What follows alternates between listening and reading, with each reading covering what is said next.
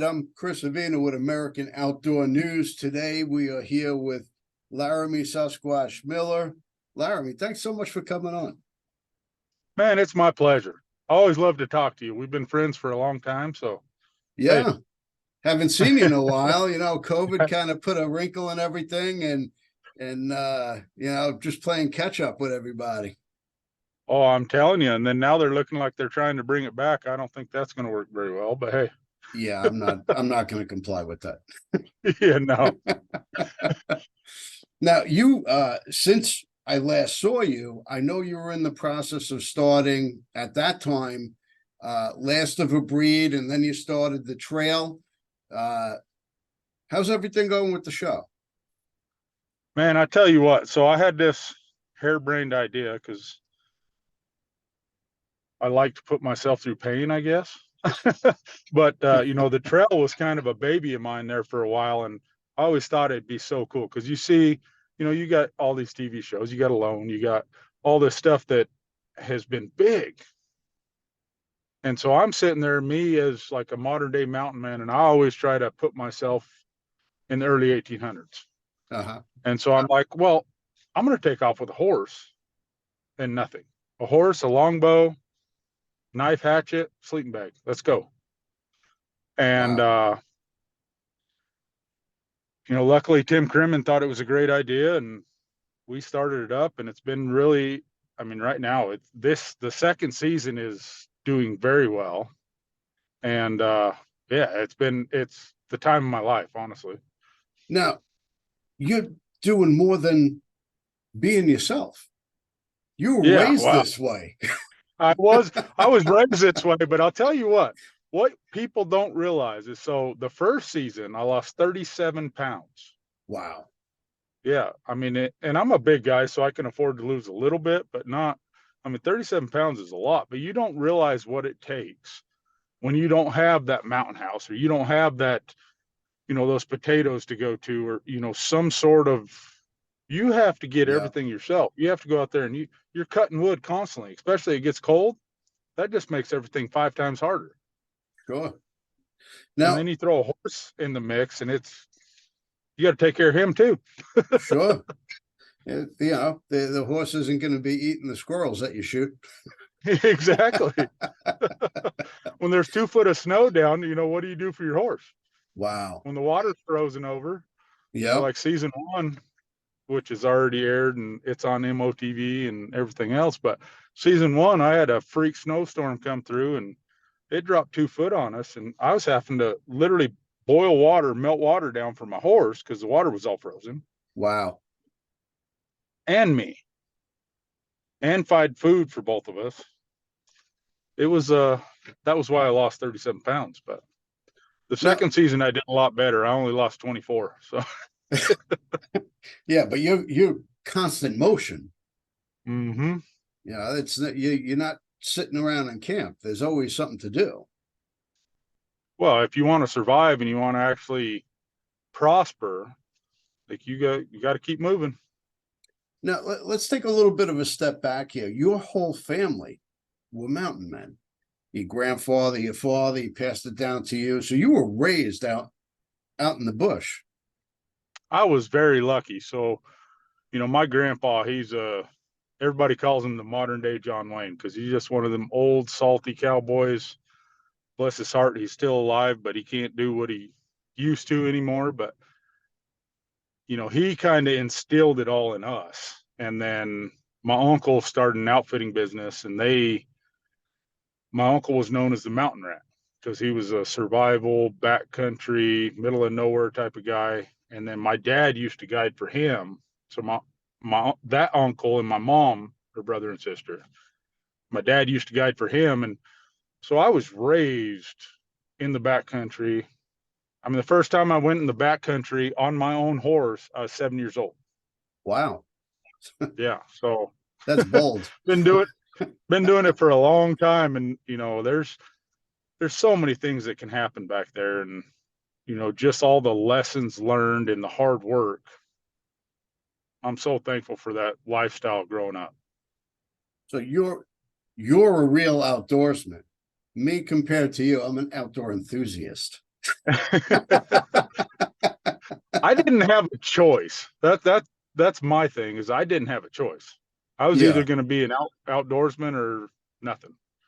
And that's growing up. I grew up on a cattle ranch, and we didn't have much money, so we couldn't afford to eat the cows, so we survived off of wild game.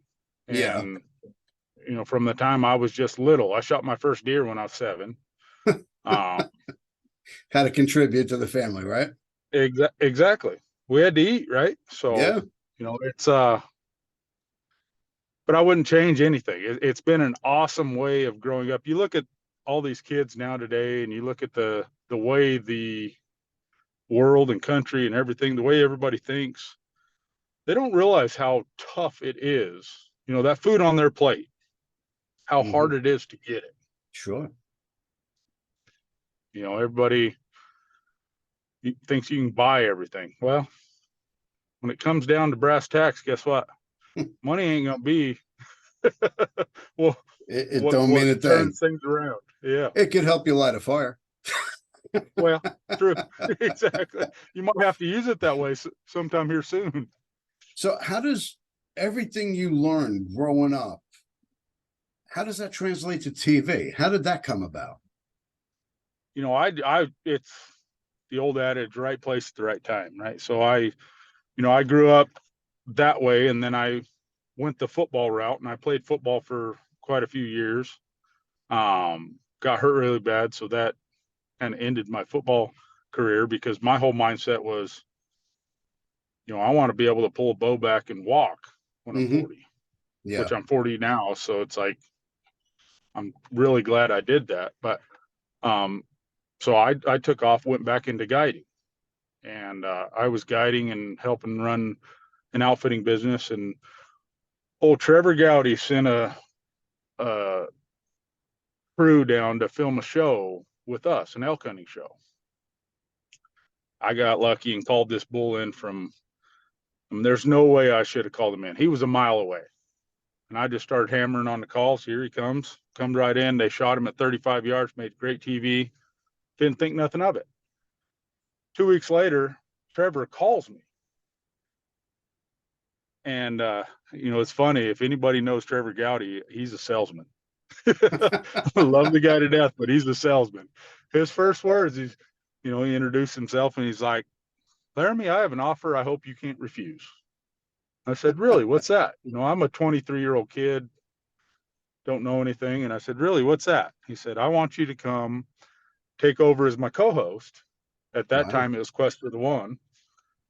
And then he said, "I really would like to try to get you your own TV show."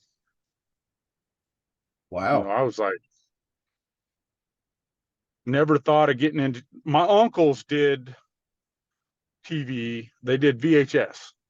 They sold them in Walmart. They were very successful. They passed away in a plane crash in 1998 Oh, wow. or God bless. 1995. 1995. And so I kind of had an idea about it. And in my mind, I'm like, I want to follow their footsteps. I kind of want to do that. But I never imagined it going where it's gone. And, I owe it all to Trevor for finding me and, kind of changing my mind to put me there. But Yep. right place at the right time. And I got lucky. Called And a that bull lot in of from a long ways. hard work though. Yep. That's the one thing, being in this industry, I've been in it, 17 years now, and you have people all the time, how do I get into hunting? How do I get my own TV show? How do I do this? And you got to have something different. Yeah. And there's no other show like yours. Nothing. No, and that's what I prided myself on is, I'm unique. You can like it, you can hate it, but I'm different, Yeah. and I'm going to keep being different, and that's just me. Now, being out in the brush or the bush for extended periods of time with just you and I guess a cameraman, I mean, anything could happen. In fact, Oh man. you had a incident, I guess it was during Mountain Man show. Yeah. Yep, that one. Yeah. Yeah, Have, I mean, it's crazy. Anything can happen out there. And I preach to people. I've been handling a gun since I was 3 years old. And, it was a freak accident, blew my finger off. But you know what? It saved my life because my appendix ruptured 2 days later. oh, wow. And if I wasn't close to a hospital, it took me 18 hours to get out with a blown off finger. If it took me 18 hours with a ruptured appendix, I'd have been dead. Yeah, you wouldn't have made it. No way. Nope. You let Lewis and Clark. Lewis and Clark went that whole way from St. Louis all the way to the Oregon coast. They lost one guy. You know what he died of? Ruptured Listen, appendix. no kidding. Yep. Unbelievable. It Uh, is. so, I mean, you must come across everything while you're out there. I mean, predators, everything. Oh man.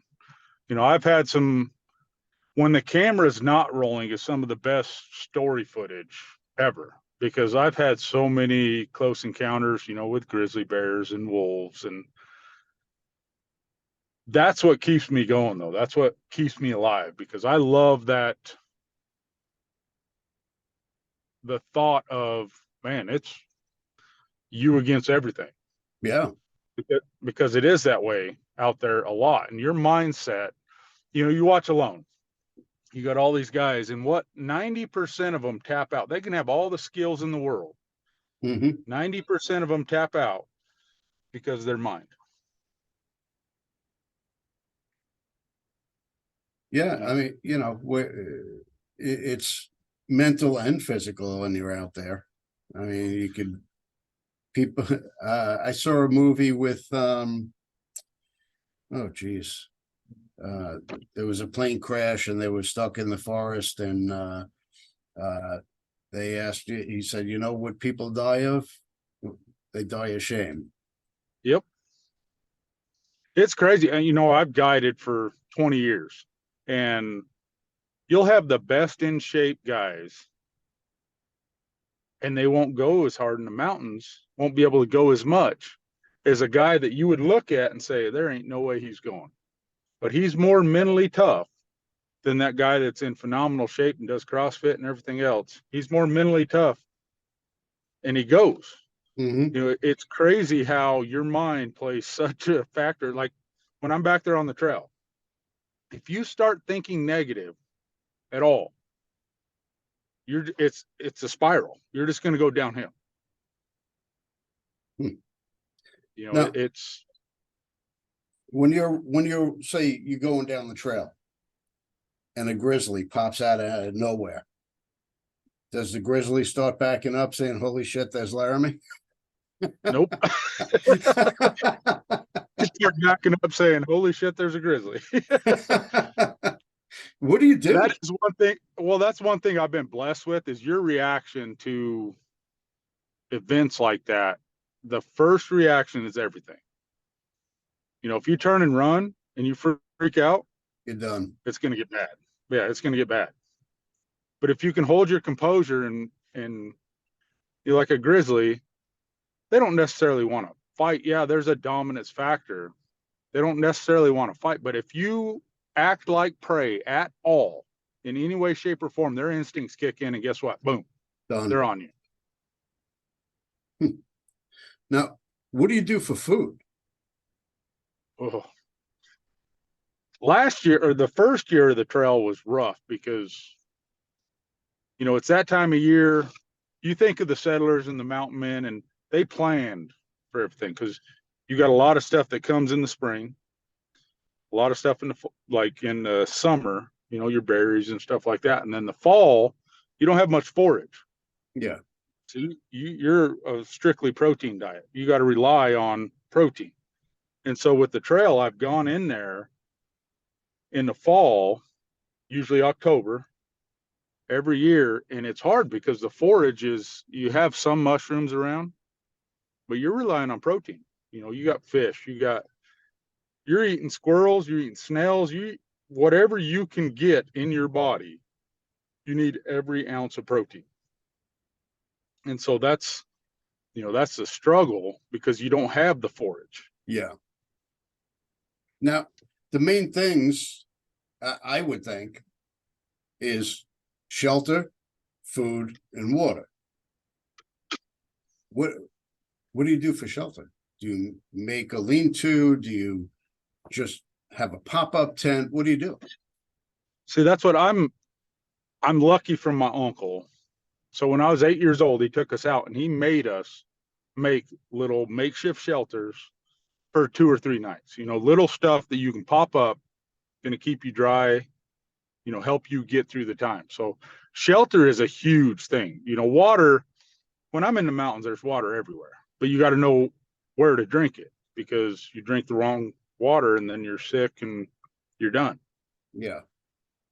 So if rule of thumb, if water runs through gravel or moss for 50 yards is purified, works just as good as your purification deals that they sell all over the place. Like, it's the Yeah. same thing. The food side is the hardest. You're having to, there's so much work that goes into that how much effort is a squirrel worth?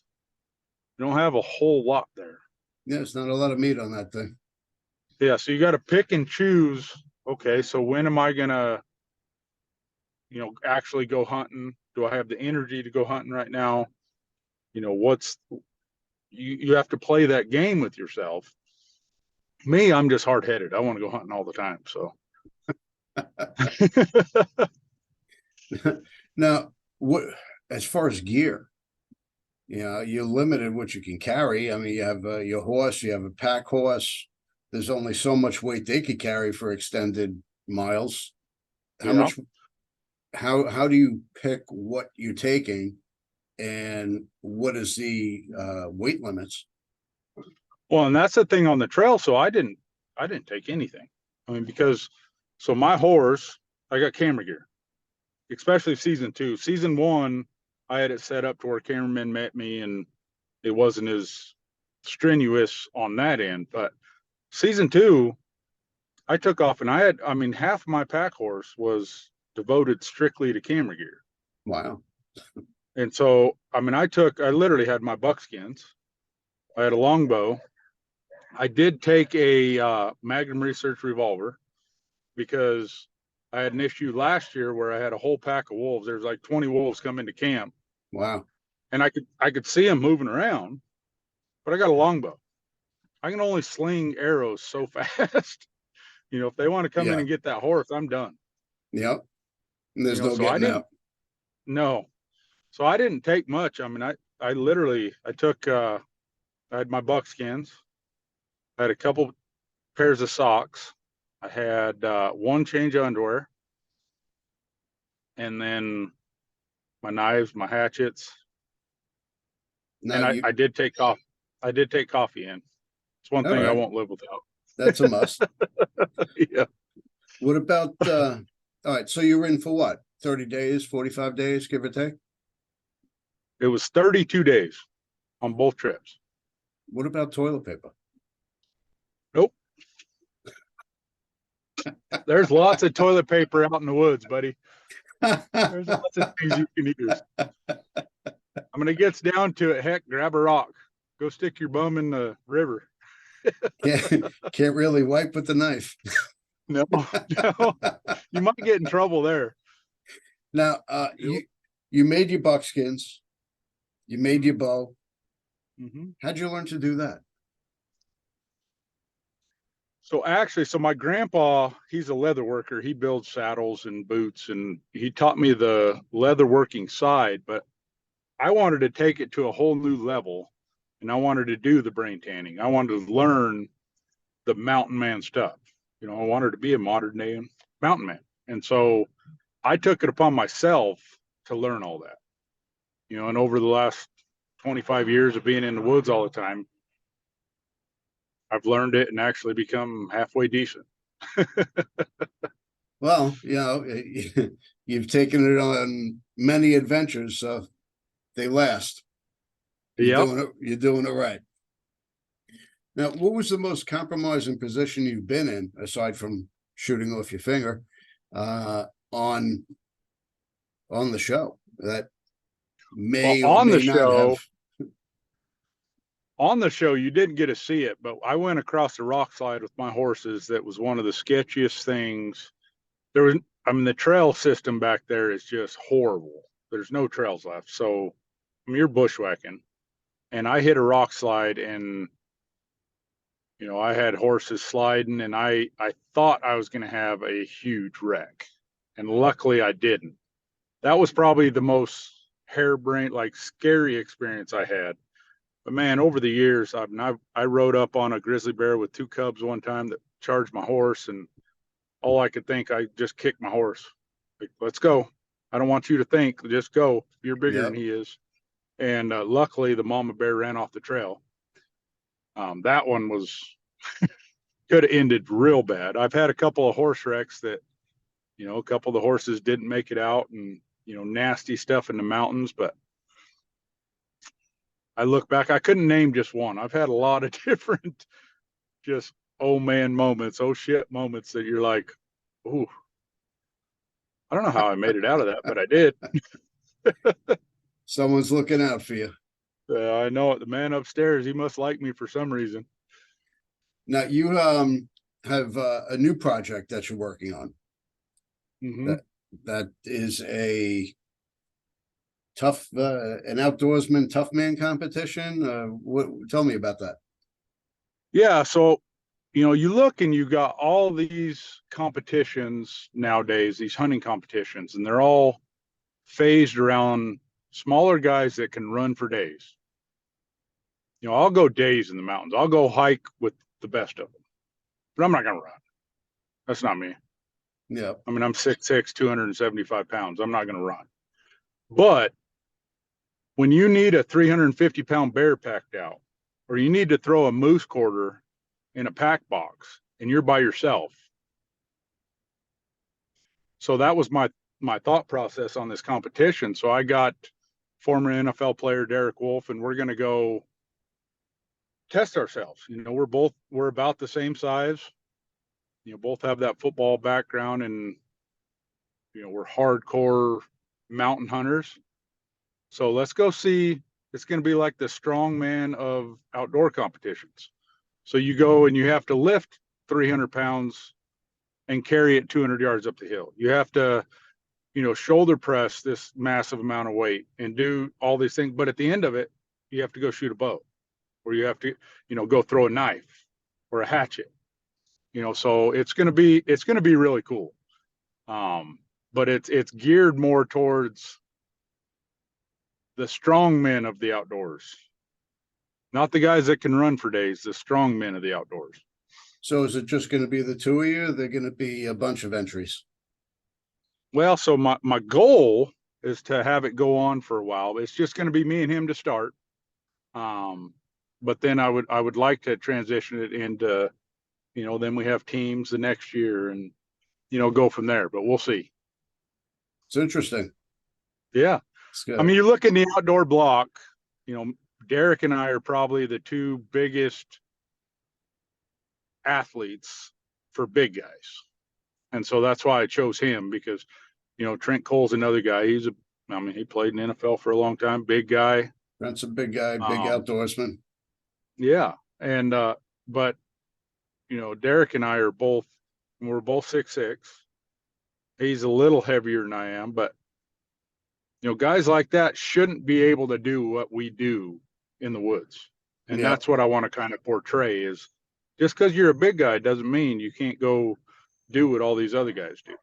There's a lot of NFL players that are outdoorsmen, but it doesn't mean they're, you know, diehard outdoorsmen. Bo Jackson, big outdoorsman. Yep. Justin Tuck, huge outdoorsman. Yep. Doesn't mean they have the wherewithal to get it done. Well, and that's the thing, you know, and it comes down to that mentality again, because it's going to be a tough competition. I mean, physically, it's going to be draining, and lifting really heavy stuff, and still having to concentrate to make that shot at the end of it. You know, it's going to be hard, really hard. And so it's going to be fun. I'm excited. I love to push myself any way I can. Is that on the calendar for 2023 or 24? It is 2023, later this year. There'll be more information come out. But yeah, it's on the calendar. So it'll be like the wide world of sports for the outdoorsman. Yep. All right. All right. Well, I definitely appreciate you taking the time to speak to us today. Of course. Where can everybody find you? So Instagram and Facebook, it's Laramy Sasquatch Miller. Other than that, go to YouTube, Laramy Sasquatch Miller, and then LaramyMiller.com. Okay. Appreciate you taking the time, and we'll see you show season. All right. Thanks, Chris.